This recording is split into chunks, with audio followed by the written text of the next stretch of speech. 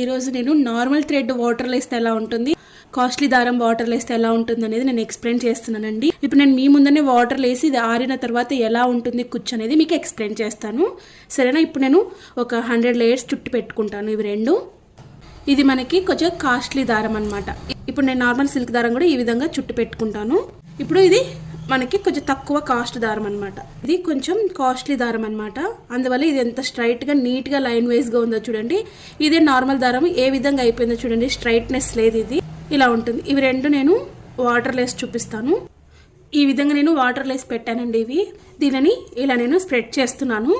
దీన్ని కూడా ఇలా అంటున్నాను, దీన్ని కూడా వాటర్లో తడిపాం కదా. ఇవి ఆరిపోయిన తర్వాత ఎలా వచ్చాయో చూద్దాం. ఇవి రెండు ఇప్పుడు నేను కుచ్చులు అనేది ఆరిన తర్వాత చూపిస్తున్నానండి.